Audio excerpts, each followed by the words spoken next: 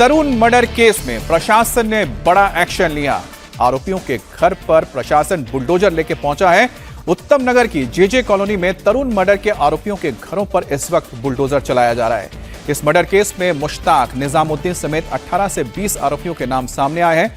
होली के दिन हुए इस कत्ल से हिंदू संगठन बेहद गुस्से में है। नाराज लोग पिछले 4 दिनों से बुलडोजर एक्शन की मांग कर रहे थे।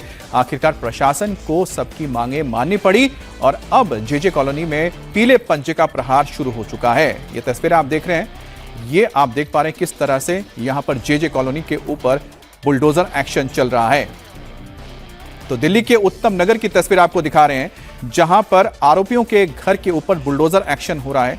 दरअसल होली के दिन बताया जा रहा है कि तरुण के घर पर मौजूद एक बच्ची के हाथ से ऊपर से एक पानी का गुब्बारा गिर गया। उसकी छींटें एक मुस्लिम महिला के ऊपर गिरी, जिसके बाद उसने जाके अपने परिवार को बताया। उसके बाद करीब 18 से 20 लोग पहुंचे और तरुण के घर में दाखिल हुए। ना सिर्फ तरुण को बल्कि उसके पिता और चाचा को बेरहमी से पीटा गया और इतना मारा गया कि तरुण की मौत हो गई, जिसके बाद अब लोग गुस्से में हैं और आरोपियों के घर पर एक्शन चल रहा है।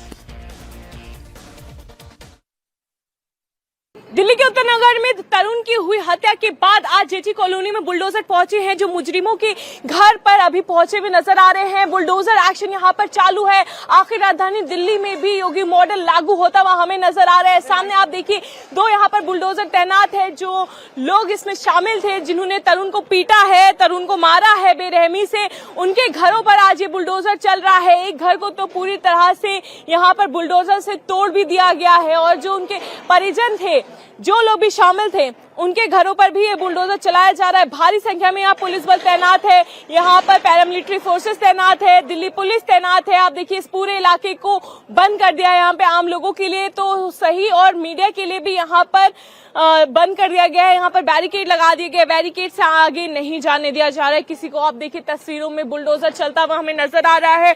दिल्ली में बुलडोजर एक्शन, इस तरह से तरुण को मारा गया है पीट करके बेरहमी से। उसके बाद से ही यहाँ पर न्याय की गुहार लगाई जा रही थी। तरुण के घर वाले लगातार बुलडोजर एक्शन की मांग कर रहे थे। आज आपको एक्सक्लूसिव फुटेज यहाँ पर हम दिखा रहे हैं कि किस तरह से यहाँ पर बुलडोजर एक्शन की जो मांग थी वो सुन ली गई है, मांग पूरी हो गई है और बुलडोजर एक्शन किया जा रहा है। आरोपियों का घर यहाँ पर हमें बुलडोजर एक्शन उनके ऊपर होता हुआ दिख रहा है और आरोपी को घरों को यहाँ जेजे कॉलोनी में तोड़ा जा रहा है।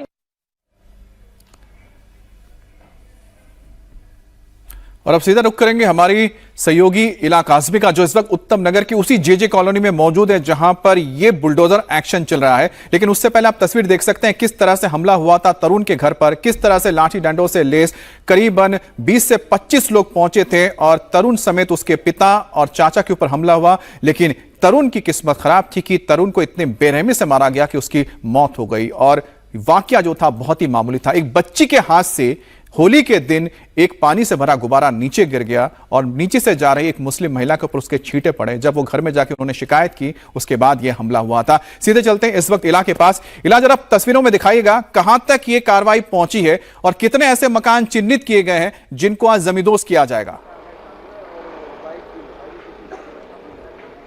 जी बिल्कुल अमित, मैं बता दूं अभी मैं मौजूद हूँ जेजे कॉलोनी के उसी इलाके में जहां पर 26 साल के तरुण को पीट करके बेरहमी से मार दिया गया था, महज सिर्फ इसलिए कि उसके घर से 11 साल की बच्ची से गलती से पानी का गुब्बारा गिर गया और जो दूसरे समुदाय की महिला पर छींटे पड़ गई। जिसके बाद उस महिला ने अपने मौजूदा जो रिश्तेदार थे उनको बताया। सभी लोगों ने जो है धावा बोल दिया और तरुण के घर पर उसको बेरहमी से पीटा। आप देखिए, सामने एक घर हमें पूरी तरह से ध्वस्त होता हुआ नजर आ रहा है। आगे भी बुलडोजर चल रहे हैं, 2 बुलडोजर यहाँ पे मौजूद है।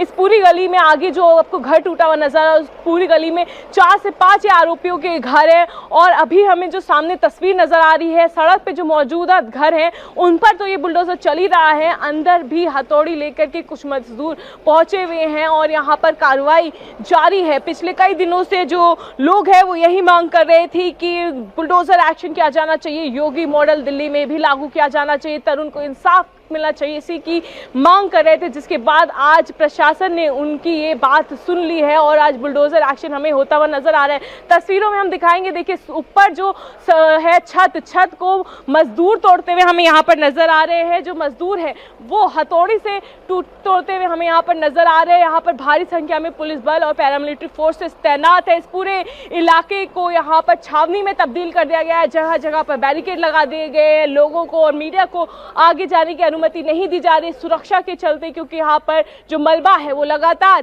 गिरता हुआ नजर आ रहा है। तो एक तरह से जो तरुण के परिवार है, जो पिछले कई दिनों से ये मांग कर रहा है, उसके पापा उसके चाचा इसमें घायल हुए, वो लगातार बुलडोजर एक्शन की मांग कर रहे हैं और आज प्रशासन ने उनकी गुहार सुन ली है और यहाँ पर बुलडोजर एक्शन चालू है। आगे भी जो 3-4 घर है उन पर भी बुलडोजर एक्शन किया जाएगा और यहाँ पर जो इंसाफ है तरुण के लिए उसको देने का प्रयास प्रशासन कर रही है। लगातार यहाँ पर लोगों की यही मांग उठ रही थी कि बुलडोजर एक्शन होना चाहिए आरोपियों बिल्कुल। इला, जो तस्वीरें आप हम तक पहुंचा रही है, जैसा कि आप बता रही हैं कि एक मकान से लेकर 2 मकान के ऊपर फिलहाल तो अब कार्रवाई चल रही है, लेकिन ऐसे 4 मकान या 5 मकान हैं जो आरोपियों के हैं, जो इस पूरे तरुण मर्डर केस से जुड़े हुए थे, उनके सभी घरों पर ये कार्रवाई होगी। लेकिन ये जो कार्रवाई हो रही है, समझ के चलिए कि ये एमसीडी के जरिए भी हो रही है प्रशासन की ओर से, क्योंकि मकान अगर इलीगल है तब इसको तोड़ा जा रहा है, यानी कि जो ये मकान बने हुए थे इनके ऊपर तभी कार्रवाई हो रही है। तो आखिरकार उत्तम नगर में प्रशासन का बुलडोजर पहुंचा है। लोग पिछले 4 दिन से योगी मॉडल के तहत कार्रवाई की मांग कर रहे थे, आज भी लोग उसी मांग पर अड़े हैं। लोगों का कहना है कि बुलडोजर एक्शन तो हो गया है, लेकिन अभी एनकाउंटर तो बाकी है। हमारी तो पूरे हिंदुत्व सनातन धर्म की सिर्फ 2 डिमांड है। पहला तो एनकाउंटर, दूसरा दिल्ली में योगी मॉडल, क्योंकि जिस तरीके से यहाँ पे दिल्ली के अंदर चल रही है ना चीजें, बहुत ही वायदात चल रही है। जो भी कड़ी सजा हो सके इनकाउंटर की डिमांड कर रहे हैं, जो भी कर रहे हैं। वैसे तो योगी कानून यहाँ लागू होना चाहिए, क्योंकि उसी से मतलब दिल्ली में कुछ सुधार हो पाएगा। हमें हमारे 2 ही बातें जी एक्शन, एक तो बुलडोजर योगी वाला और एक एनकाउंटर। अभी पुलिस किसी को भी नहीं पकड़ी है, कुछ लोग बाकी है, कुछ लोग बाकी। हमें कैद कर रखा है सबको, हमें नहीं निकलने दे रहे। हमारा ही बच्चा मरा, हम ही कैद कर दिए, हमारी जेल कर दिए। हम कोई हथियार है क्या हमारे पास? देखो ना आप, कोई हथियार है, कुछ है हमारे पास? बम है, आतंकवादी है, ये है आतंकवादी। हम डिमांड ये कर रहे हैं, उनको कड़ी से कड़ी सजा होनी चाहिए। फांसी की, जिस बंदे ने मारा है उनको फांसी की सजा होनी चाहिए। और उन्होंने इतना आतंक बचा रखा है कॉलोनी में, उनके घर यहाँ से बुलडोजर से वो ढाने चाहिए। हमें मोदी वो चाहिए, वो योगी कानून चाहिए हमें। अब दिल्ली के उत्तम नगर में तरुण नाम के युवक का मर्डर कर दिया गया, जिसके बाद वहां लगातार प्रदर्शन हो रहे हैं। होली की रात हुई इस वारदात ने एक घर का चिराग छीन लिया। मजहबी रंग होने की वजह से हिंदू संगठन भी भारी गुस्से में है। इससे जुड़ी एक और बड़ी खबर सामने आई है। दिल्ली के तरुण मर्डर केस में 2 और आरोपियों को गिरफ्तार किया गया है। अब तक कुल 7 आरोपी अरेस्ट हो चुके हैं। पुलिस ने केस में SC/ST एक्ट भी जोड़ दिया है। जेजे कॉलोनी को छावनी में तब्दील किया गया है। आसपास के जिले से अभी पुलिस फोर्स की तैनाती कर दी गई है। CRPF, इसके अलावा रैपिड एक्शन फोर्स टुकड़ियों में यहां पर तैनात किए गए हैं। जेजे कॉलोनी में कई लेयर की सुरक्षा व्यवस्था की गई है। पुलिस के आला अधिकारी लगातार फ्लैग मार्च भी कर रहे हैं, ताकि लोगों को समझाया जा सके और मामला शांत रखा जा सके। यह मामला होली पर गलती से रंग फेंकने से जुड़ा हुआ है। मृत तरुण के घर की एक बच्ची बालकनी में रंग भरा गुब्बारा फेंक रही थी, तभी गलती से पड़ोस की एक मुस्लिम महिला को रंग लग गया, जिसके बाद मुस्लिम महिला ने बवाल काटना शुरू कर दिया। फौरन वो वहां अपने रिश्तेदारों के पास गई। उनके रिश्तेदार 20-25 की तादाद में लाठी डंडों के साथ पहुंचे और उन्होंने हमला कर दिया तरुण के घर पर। उसके पिता चाचा की बुरी तरह से पिटाई की गई। उस वक्त तरुण भी घर पर नहीं था, वो दोस्तों के साथ होली खेलने गया था। तभी करीब 11 बजे जब वो घर लौट रहा था, तब रास्ते में उसे घेरकर बुरी तरह से पीटा गया। मुख्य आरोपी मुश्ताक और कमरुद्दीन ने 18-20 लोगों के साथ मिलकर तरुण को पीटा और उसे मार डाला। इस वारदात के बाद उत्तम नगर में भारी विरोध प्रदर्शन चल रहा है। भारी तादाद में पुलिस फोर्स तैनात है।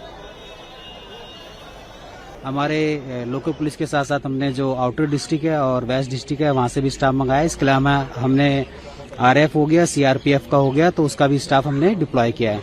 हमने पूरे एरिया को जोन में और सेक्टर में और सब सेक्टर में डिवाइड किया है, जहां हमने जोन में DCP और सेक्टर में ACP और सब सेक्टर में ASI और या ASI सब इंस्पेक्टर हमने लगाया है इसमें। स्वामी अभिमुक्तेश्वरानंद पर एक और गंभीर आरोप लगा है। अभिमुक्तेश्वरानंद के खिलाफ यौन उत्पीड़न का केस दर्ज कराने वाले आशुतोष ब्रह्मचारी पर जानलेवा हमला हुआ और ये उस वक्त हुआ जब आशुतोष ब्रह्मचारी रीवा एक्सप्रेस से गाजियाबाद से प्रयागराज जा रहे थे। इस दौरान ट्रेन में हमलावरों ने उन पर धारदार हथियार से वार किया, जिसमें वो लहूलुहान हो गए। आशुतोष ब्रह्मचारी ने किसी तरह से ट्रेन के टॉयलेट में खुद को बंद करके अपनी जान बचाई। आशुतोष ने स्वामी अभिमुक्तेश्वरानंद पर हमले की साजिश का आरोप लगाया है। आशुतोष महाराज का कहना है कि अभिमुक्तेश्वरानंद ने उनकी नाक काटने को लेकर 21 लाख इनाम देने का ऐलान किया था और हमलावर उनकी नाक काटना चाहता था। आशुतोष ब्रह्मचारी रीवा एक्सप्रेस के कोच नंबर H1 में सफर कर रहे थे। हमला फतेहपुर और कौशाम्बी के सिराथू स्टेशन के बीच हुआ है। हमलावर पूरी तरह से तैयारी के साथ आया था। इस हमले में उन्हें शारीरिक पर चोट लगे हैं, शरीर पर कई चोट के निशान आए हैं और प्रयागराज जीआरपी थाने में एफआईआर दर्ज करके अब आगे की कार्रवाई कर रही है। आशुतोष ब्रह्मचारी का स्वामी अभिमुक्तेश्वरानंद पर यौन शोषण के मामले में आरोप लगाने के बाद वो सुर्खियों में आए थे। अब इसको लेकर हाईकोर्ट में जवाब दाखिल करना था। इसके लिए वो प्रयागराज जा रहे थे। इसी दौरान ट्रेन के अंदर ही उनके ऊपर धारदार हथियार से हमला कर दिया गया। आशुतोष महाराज को इलाज के और मेडिकल के लिए प्रयागराज के कॉल्विन अस्पताल ले जाया गया है। फिलहाल उनकी हालत खतरे से बाहर बताई जा रही है। गृह जनपद शामली से आ रहे थे, तो जैसे ही क्योंकि प्रयागराज से ट्रेन के लिए हम गाजियाबाद में बैठे ट्रेन के अंदर, तो सुबह 5 बजे लगभग, उससे थोड़ा सा पहले हमें ना पेट में दिक्कत हो, शौच करने के लिए जो सुबह ही जाते हैं, तो जैसे गए तो वहाँ खिड़की के पास एक युवक खड़ा था और उसने हमारे ऊपर हमला कर दिया। हमला करते कहने लगा कि तुमने हमारे गुरु शंकराचार्य के खिलाफ मुकदमा लिखवाया, हम तुम्हारे मार देंगे, नाक काट लेंगे और ये कर लेंगे। इस तरह का जितना हमसे प्रयास हो सका हमने भी अपने बचाव करने का प्रयास किया। फिर हम बाथरूम में घुस गए और वहाँ अपनी जान बचाई हमने। अभी तो नहीं पकड़ा गया है क्योंकि वो भाग गया है और ये पूरा हमला अभिमुक्तेश्वरानंद द्वारा ही कराया गया है हमारे ऊपर। हम चाहते हैं जिसने इतना बड़ा अपराध किया है, पोक्सो जैसा नाबालिग बच्चों के साथ कुकर्म किया है, उस व्यक्ति को कैसे आपने आज़ादी दे दी गई और वो हमले पे हमला करा रहा है हमारे ऊपर। 21 लाख का इनाम घोषित कर दिया हमारी नाक काटने के लिए। अब कानून है नहीं क्या? कानून सबके लिए बराबर होना चाहिए। तो कानून है तो उनको गिरफ्तारी करिए जिसने इतना बड़ा घोषणा किया है, इनाम नाक करके भी दिखा दिया उसने। आशुतोष ब्रह्मचारी ने अभिमुक्तेश्वरानंद पर जो केस दर्ज कराया है उसमें कई गंभीर आरोप लगाए हैं। आशुतोष ब्रह्मचारी का आरोप है कि अभिमुक्तेश्वरानंद ने मठ में रहने वाले नाबालिग शिष्यों का यौन शोषण किया। उन्होंने दावा किया है कि बाढ़ प्रभावित इलाकों से नाबालिग लड़कों को शिक्षा के नाम पर आश्रम लाया जाता था, फिर उनका शोषण होता था। महाकुंभ माघ मेले में 2 बच्चों के साथ कुकर्म करने का आरोप भी लगाया। आशुतोष महाराज ने प्रयागराज की स्पेशल पॉक्सो कोर्ट में मुकदमा दर्ज कराया था। हाईकोर्ट ने शंकराचार्य की गिरफ्तारी पर अंतरिम रोक लगाई है। और हमारे साथ रुचि कुमार लाइव जुड़ गई हैं। रुचि कुमार, एक बात बताइए कि जो ये हमला हुआ, ठीक है, कि क्या आशुतोष महाराज को किसी तरह की कोई सुरक्षा व्यवस्था नहीं मिली है? क्योंकि जिस तरह से उन्होंने बताया कि उनकी जान को खतरा था, पहले 21 लाख का इनाम घोषित किया जा चुका था, फिर आखिरकार ये घटना कैसे हो गई ट्रेन के अंदर?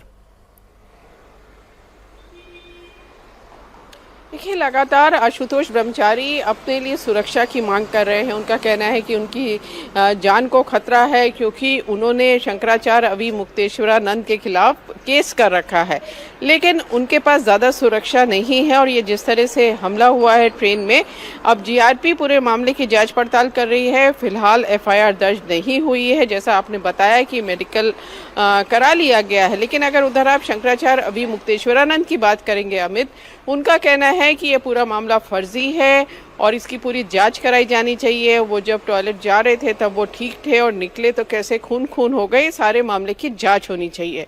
तो अब जो ये कह रहे हैं कि 21 लाख का इनाम उनके ऊपर घोषित है कि जो नाक काट के लाएगा उसको 21 लाख रुपया दिया जाएगा, उसमें क्या सच्चाई है? ये हमला कैसे हुआ? ट्रेन में किस तरह से, क्या कोई पहले घात लगा के बैठा हुआ था? ये सारी चीज़ें जब जांच होंगी तब सच्चाई सामने आएगी। अमित जी, अच्छा रुचि, एक बात बताइए, क्या कोई भी जो वहां पर दूसरे मुसाफिर थे, यात्री थे, उनकी ओर से कोई जानकारी निकलकर सामने आई या जीआरपी ने वहां पर उस कंपार्टमेंट में मौजूद बाकी लोगों से बातचीत की है? देखिए, जीआरपी ये सब काम कर रही है क्योंकि ये जो घटना हुई है ये सिराथू में हुई है और सिराथू से ट्रेन प्रयागराज पहुंची। कंप्लेंट सिराथू में हो गई थी। जीआरपी सब जांच पड़ताल कर रही है और जीआरपी का कहना है कि यात्रियों से भी बात की है। आशुतोष ब्रह्मचारी का मेडिकल कराया जा रहा है, तो जो भी सच होगा वो जल्दी सामने आ जाएगा। बहुत बहुत शुक्रिया आपका रुचि। आशुतोष महाराज पर हुए हमले के आरोप लगने के बाद शंकराचार्य अभिमुक्तेश्वरानंद का भी बयान सामने आ गया है। अभिमुक्तेश्वरानंद सरस्वती ने कहा है कि केवल माहौल बनाने के लिए, सुरक्षा पाने के लिए आशुतोष महाराज नाटक कर रहे हैं। अभिमुक्तेश्वरानंद ने कहा कि हमारी गौ प्रतिष्ठा धर्म युद्ध यात्रा से ध्यान भटकाने की कोशिश की जा रही है। कौन कहां जा रहा है इसकी मुझे कोई जानकारी नहीं है। अभिमुक्तेश्वरानंद ने कहा कि मुझ पर हमला करवाने के आरोप लगाने का कोई आधार नहीं। जो अटेंडेंट है, जैसा कि हमको समाचार में बताया गया, वो कह रहा है कि बाथरूम में गए तब तक तो ठीक थे, बाथरूम से निकलने के बाद से इनका ये हाल हो गया। तो बाथरूम में जब गए तो ठीक थे, तो बाथरूम से निकलने के बाद उनको किसने मार दिया? ये बनावट है, केवल माहौल बनाने के लिए और सुरक्षा प्राप्त करने के लिए। इससे ज्यादा कुछ दिखाई नहीं दे रहा है कि मुकदमा अगर लगाया गया है तो उसकी जांच ठीक से की जाए, निष्पक्ष रूप से, और दूध का दूध, पानी का पानी किया जाए। तो हम क्यों समस्या डालेंगे? जो व्यक्ति कार्यवाही का समर्थन करता हो, जो व्यक्ति ये कहता हो कि इस पर निर्णय कर लिया जाना चाहिए जांच करके, वो किसी पे हमला क्यों करेगा? और हम यहाँ पर यात्रा लेकर के निकले हुए हैं, वो कहाँ जा रहे हैं, कहाँ नहीं जा रहे हैं, हमको क्या जानकारी है? तो ऐसे में हमारे ऊपर आरोप लगाने का मतलब केवल मीडिया का अटेंशन अपनी ओर खींच करके, जो हमारी ये यात्रा है जिसमें हिंदू समाज को नकली और असली हिंदू की पहचान होनी है, उस यात्रा से ध्यान भटकाने का है। इससे ज्यादा कुछ नहीं है। अब खबर गुजरात के सूरत से है, जहां पर स्वामी नारायण मंदिर कैंपस के बाथरूम में 2 छात्राओं की डेड बॉडी मिलने से सनसनी फैल गई। रोशनी और ज्योत्सना नाम की दोनों लड़कियां कॉलेज के लिए घर से निकली थी। जब नहीं लौटी तो घर वालों ने खोजबीन शुरू की। अब इसके बाद मंदिर के बाथरूम में उनकी लाश मिली है। बाथरूम में दोनों लड़कियों के शव के बगल में एक भरी हुई क्लोरोफॉर्म की बोतल है और एक खाली बोतल के साथ इंजेक्शन की सिरिंज मिली है। दोनों के शव के पास से एनेस्थीसिया की एक भरी और एक खाली बोतल भी मिली है। पुलिस ने क्लोरोफॉर्म की बोतल और इंजेक्शन सिरिंज को जांच के लिए एफएसएल लैब भेज दिया है। रिपोर्ट आने के बाद यह पता चलेगा कि दोनों की मौत कैसे हुई, लेकिन मौका वारदात से जो कुछ मिला है उससे लगता है कि दोनों ने जहरीली दवा लेकर खुदकुशी की है। पुलिस की जांच में यह सामने आया है कि दोनों लड़कियों ने चैट जीपीटी से खुदकुशी करने का तरीका पूछा था। जांच में यह भी सामने आया है कि उन्होंने खुदकुशी के लिए कौन सा जहर लेना है यह भी सर्च किया था। उनके मोबाइल से पुलिस की एक प्रेस नोट हासिल किया है। यह प्रेस नोट डिंडोली इलाके में एक लड़की के एनेस्थीसिया लेकर खुदकुशी करने से जुड़ी हुई थी। अब दोनों लड़कियां सूरत के डिंडोली इलाके की रमी पार्क सोसाइटी की रहने वाली हैं। रोशनी सिरसात और ज्योत्सना चौधरी बचपन से दोस्त हैं। दोनों 6 मार्च को एक साथ कॉलेज के लिए निकली थी। दोपहर तक वापस नहीं लौटी तो परिजनों ने उनकी तलाश शुरू कर दी। पुलिस को पूरे मामले की सूचना दी गई। पुलिस ने जब दोनों के मोबाइल फोन की लोकेशन ट्रेस की तो स्वामी नारायण मंदिर परिसर मिला। पुलिस और परिवार के लोग जब मंदिर परिसर में पहुंचे तो उनकी मोपेट मिली, पर दोनों लड़कियां गायब थी। पुलिस ने मंदिर में लगे सीसीटीवी की जांच शुरू की। दोनों मंदिर के बाथरूम में जाती हुई दिखी। फिर जब पुलिस टीम बाथरूम तक पहुंची तो इसका दरवाजा अंदर से बंद पाया। पुलिस ने जब दरवाजा तोड़ा तो दोनों युवतियों का शव बाथरूम में पड़ा मिला। दोनों जो मोबाइल फोन सीज किया गया है उसमें प्राइमरी जो भी मोबाइल अनलॉक करके देखा तो ऐसे उसमें आया है कि जो चैट जीपीटी और उसमें जो फोटो गैलरी उसकी जो हिस्ट्री में से और फोटोग्राफ्स में से ऐसा जानने को मिला है कि सुसाइड कैसे किया जा सकता है, कैसे किस ड्रग्स से किया जाता है, कैसे ड्रग्स को लिया जाता है, ऐसा उन्होंने सर्च किया था और उसका कुछ प्रेस नोट भी उसमें फोटो गैलरी में मिली है। अब खबर मेरठ से है, जहां पर देहरादून के मशहूर यूट्यूबर ने मेरठ एक्सप्रेसवे पर खुदकुशी करने की कोशिश की। यूट्यूबर अनुराग डोभाल ने 200 किलोमीटर की रफ्तार से अपनी फॉर्च्यूनर कार को डिवाइडर पर चढ़ा दिया। सोशल मीडिया पर अपनी ड्राइव को लाइव दिखाया। टक्कर के तुरंत बाद इंस्टाग्राम लाइव बंद हो गया। टक्कर के बाद मौके पर पहुंची पुलिस ने अनुराग को मेरठ के अस्पताल में भर्ती करवाया है, जहां उसका इलाज किया जा रहा है। गाड़ी की रफ्तार इतनी थी कि देहरादून से दिल्ली जा रही कार डिवाइडर से टकराने के बाद दूसरी तरफ जा गिरी। Let's go for the final drive. अगले जन्म आऊं मम्मी तो प्यार दे देना, बस प्यार दे देना बाबू, बहुत जरूरत थी प्यार की।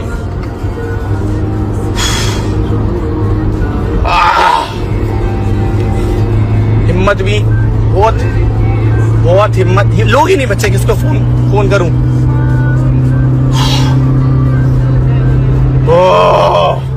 Let's go for the final drive.